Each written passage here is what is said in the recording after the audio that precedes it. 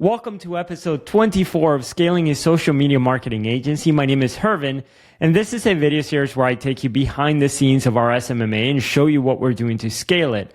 I am documenting the journey here, so I am sharing what I am working on a day-to-day basis, the problems that I am trying to solve, the lessons that I am learning. So if you're interested in seeing how we scale our SMMA, then subscribe to the YouTube channel.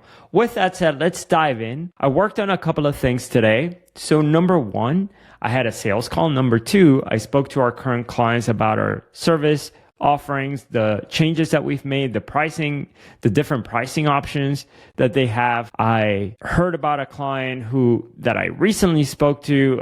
They made a comment about feeling pressure when I spoke to them. I'm going to talk about that here in a second. Number four, I worked on a client's case study. I tweaked something that I had previously worked on. I'll show you what that looks like. And then number five, I thought about this idea for a mini onboarding for our onboarding. Let me just explain what that means. Now, the reason why all of these things matter is because we're trying to improve our marketing. We're trying to improve our lead generation.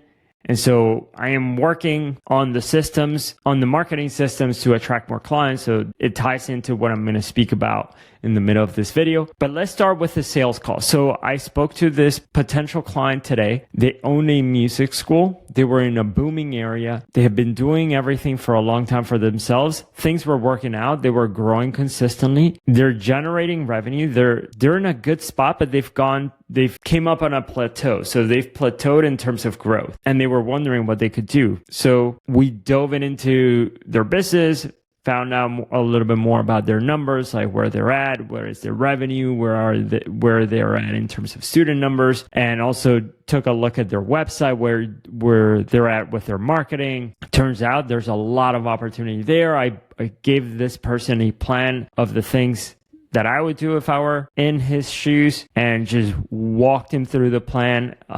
He ended up liking it. Later on during the day, I received an email from him saying that they would like to move forward, like him and his business partner or his wife, they would like to move forward with our program. So that's super exciting. I know it's going to work for them. I'm pumped. They're in a great area.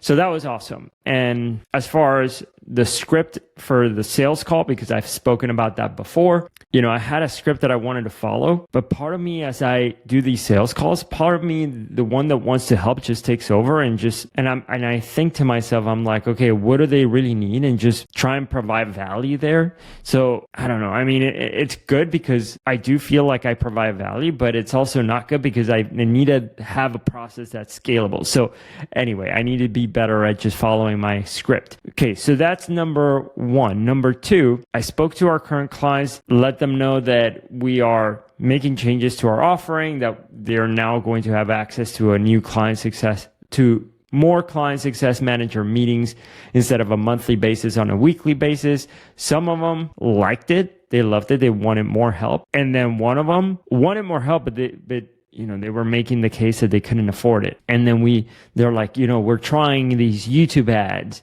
We want to try YouTube ads. And then I'm like, okay, cool. Before we try YouTube ads, let's go and see how your Facebook ads are performing. It's like, oh, well, they're actually doing really well. And they're like, yeah, because your team member helped me launch the ads. And it's like, awesome. Well, look, this is what you want. Like, you have leads. Like, the problem isn't generating leads. If you want more leads, just increase the budget. You don't need to do YouTube ads. You need help turning this students. Anyway, the thing about it is, like, a lot of the business owners, they don't run the business and this is our fault. Like, we need to educate our clients better. It's like they were making the decisions to do YouTube ads because they heard from one of their friends saying that YouTube ads work for them. And then when I looked at their student enrollments and where they come from, they came from advertising. Like, we were able to see. And when she saw that, she was like, oh, wow, I didn't know that these people are coming from ads. And it seems like the ads are working. Long story short, I told her, look, it seems like you just need more help with turning these leads. You don't need to do YouTube ads. You already have leads that you're bringing in. The YouTube ads are going to be more expensive. That's at least it's been my experience that that's the case. On top of that, I mean, it's not like you don't have ads that are generating leads. If you need more leads, you could just keep doing what you're doing, just spend more money on it. When you bring in these logical things, I don't know how to do it in a way that is smooth, and because I get into a mode where I start teaching the clients and telling them like, hey, this is where you're at and this is what you want to do. And sometimes it's like they don't want to hear it. They just think to themselves, no, I still want to do YouTube ads, even though it doesn't make sense business wise for them. And then when I speak to them about it, essentially it feels like I am coming up with this logical argument, but somehow emotionally they feel like they are not understood. And so they resist it. And this is where I said a client felt pressured, because I spoke to this client who I said, hey, we're offering this, but it's like $100 and something more than what you're currently paying.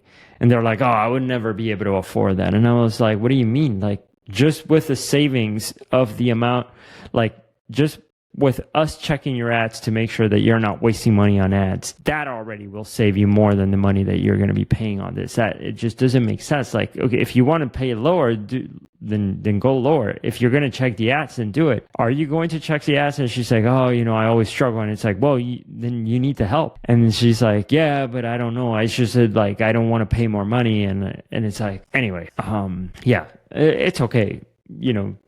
I guess that's just part of doing business. It's like, even if you have something that is irresistible, some people will still resist it. So it doesn't matter. At least I presented the options.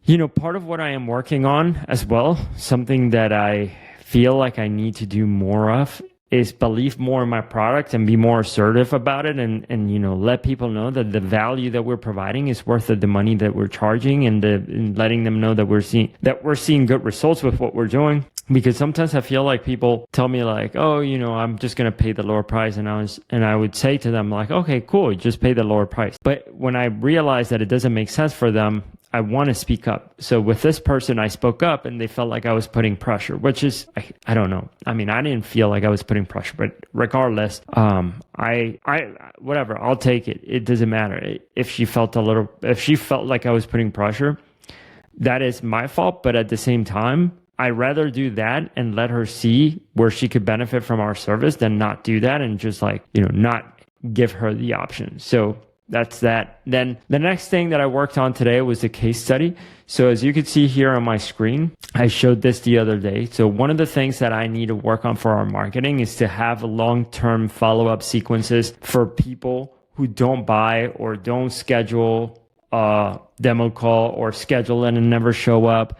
So for those scenarios, for the people who essentially just fall through the cracks, we want to have some sort of long-term nurture sequence. And I am following something Alex Hormozi said right here. And so he says like the first 3 days, you want to send your best case study. You want to send your best client transformation. So I have here a case study that I created in the past, and you could see here that I built this out on Miro. So in the past, I written a long kind of blog post about this client of ours, Jody, who has had incredible success. Her studio has grown so much.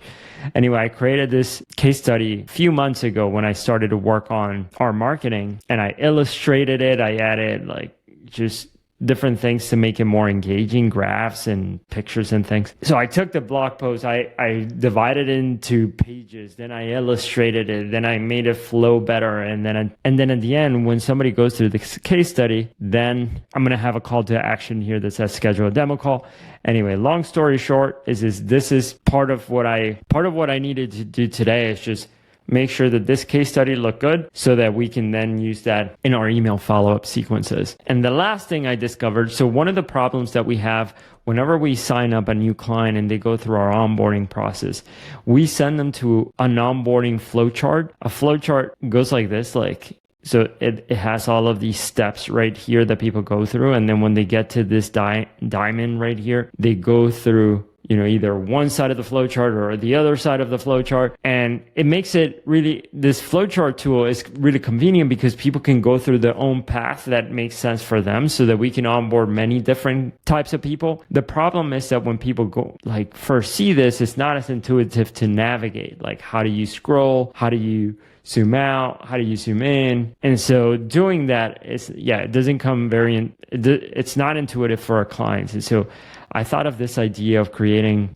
this little onboarding sequence that walks them through sort of something like this. Imagine this says click the plus sign to zoom in. And then we have click the negative sign to zoom out. Something like this is what I am thinking. So click the plus sign to zoom in. So they click it and then they scroll down and then click the thing to zoom out, and then they click on that to zoom out. So that is something that I've been thinking about to add to our, so as a little mini onboarding to the onboarding flowchart, to add that so that it makes the process of following the flowchart more intuitive. So anyway, yeah, I thought of that.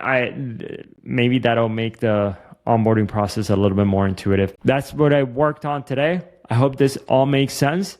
If you're interested in seeing what I am doing on a day-to-day basis to scale our social media marketing agency, subscribe to the YouTube channel, and I'll see you in the next video. Bye.